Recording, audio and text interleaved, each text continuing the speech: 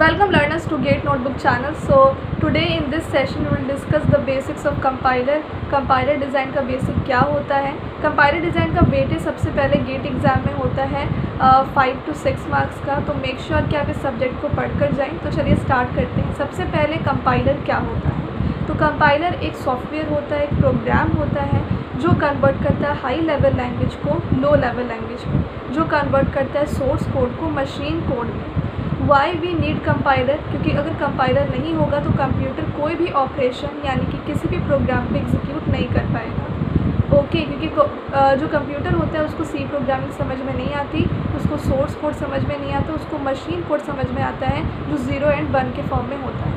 Then उसके बाद हमने डिस्कस किया था कि कंपाइलर जो होते हैं उनमें टोटल कंपाइलेशन प्रोसेस में क्या क्या फेजेस होते हैं। तो सबसे पहले आता है प्री प्रोसेसर, जो हाई लेवल लैंग्वेज को प्योर हाई लेवल लैंग्वेज में कन्वर्ट करता है। प्योर हाई लेवल लैंग्वेज में कोई भी प्री प्रोसेसर डायरेक्टिव नहीं होती। तो प्री प्रोसेसर का काम ही होता है कि प्री प्रोसेसर डायरेक्टिव को रिमूव करना और फिर उनको प्योर HLL में कन्वर्ट करना। ठीक है, प्री प्रोसेसर डायरेक्टिव के 2 फंक्शंस होते हैं, file inclusion and micro expansion. Then जब प्योर हाई लेवल लैंग्वेज मिल जाता है तो उसे हम देते हैं टू द कंपाइलर, और compiler pure high level language को कन्वर्ट कर देता है असेंबली लैंग्वेज में। असेंबली लैंग्वेज एक इंटरमीडिएट लैंग्वेज होती है जो ना तो मशीन कोड में होती है और ना ही सोर्स कोड में होती है। ठीक है, वो इंटरमीडिएट होती है, ना तो वो सी प्रोग्रामिंग होती है, ना ही वो 0-1 के फॉर्म में होती है।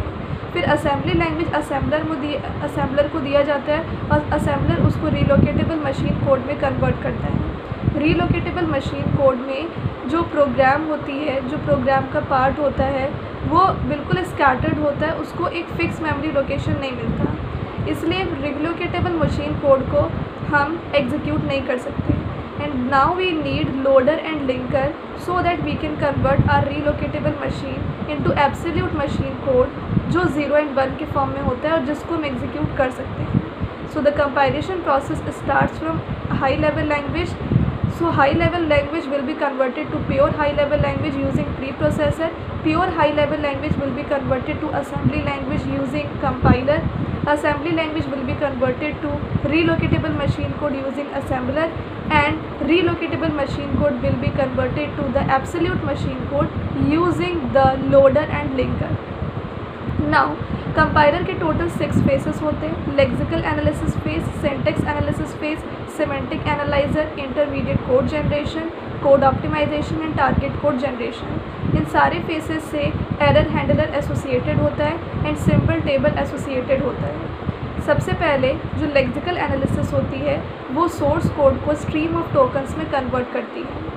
देन लेक्सिकल एनालिसिस के बाद सिंटैक्स एनालिसिस आता है, जिसको पार्सर भी कहते हैं, जिसको हम हार्ट ऑफ द कंपाइलर कहते हैं। लेक्सिकल एनालाइजर के बाद सिंटैक्स एनालाइजर कन्वर्ट करता है स्ट्रीम ऑफ टोकन्स को पार्स ट्री में using grammar. Then parse tree को सिमेंटिकली वेरीफाई करता है सिमेंटिक एनालाइजर, जिसको सिंटैक्स डायरेक्टेड ट्रांसलेशन कहते हैं। देन उसके बाद सिमेंटिकली वेरीफाइड पार्स ट्री को इंटरमीडिएट कोड जनरेशन कन्वर्ट करता है 3 एड्रेस कोड में। फिर 3 एड्रेस कोड को कन्वर्ट किया जाता है इंटरमीडिएट कोड में using intermediate code generation. Then code optimisation फिर हमें इंटरमीडिएट कोड देता है, ठीक है, जिसमें कि number of lines in code reduced हो जाती है। ठीक है, क्या मैंने बोला कि जो सिमेंटिकली वेरीफाइड पार्स ट्री है उसको कन्वर्ट करता है 3 एड्रेस कोड में इंटरमीडिएट कोड जनरेशन फेज, फिर 3 एड्रेस कोड को इंटरमीडिएट कोड में कन्वर्ट करता है कोड ऑप्टिमाइजेशन, और इंटरमीडिएट कोड को कन्वर्ट करता है असेंबली लैंग्वेज में आपका टारगेट कोड जनरेशन। अब वही असेंबली लैंग्वेज समझ में आती है। तो ये हमने सारी चीज़ें पढ़ी हैं। और कंपाइलर में 2 टाइप्स होते हैं, एक नेटिव कंपाइलर होता है, क्रॉस कंपाइलर होता है। नेटिव कंपाइलर में क्या होता है कि जिस लैंग्वेज को आप जिस मशीन में जनरेट कर रहे हो उसी मशीन में वो आउटपुट देगी, और क्रॉस कंपाइलर में जिस लैंग्वेज को आप मशीन में जनरेट कर रहे हो उसी लैंग्वेज का आउटपुट भी सेम मशीन में जनरेट होगा। समझ लो, फिर से I am repeating. Native compiler का मतलब होता है कि लैंग्वेज जिस मशीन में जनरेट हुआ है उसी मशीन में आपको आउटपुट देगा, और क्रॉस कंपाइलर में क्या होता है कि लैंग्वेज जिस मशीन में जनरेट हुआ है उससे डिफरेंट मशीन में वो आउटपुट जनरेट करेगा।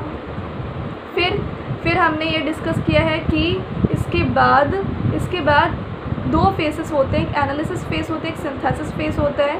तो जो कंपाइलर का टॉप 3 होता है फेस, वो एनालिसिस फेज़ होता है जिसमें कि इंटरमीडिएट रिप्रेजेंटेशन को जनरेट किया जाता है, और वही सिंथेसिस फेज़ को मिलता है। ठीक है, जो फ्रंट एंड होती है कंपाइलर की वो टॉप 4 फेसेस होती हैं, और लास्ट की 2 फेस दैट मीन्स कि code optimisation and target code generation, वो बैक एंड होता है कंपाइलर का। हम लेक्सिकल एनालिसिस को हार्ट ऑफ द कंपाइलर इसलिए कहते हैं क्योंकि फ्रंट एंड में जितने भी फेसेस हैं वो डिपेंड करते हैं सिंटेक्स एनालिसिस फेस पे इंटरमीडिएट कोड रिप्रेजेंटेशन को जनरेट करने के लिए। Thank you so much.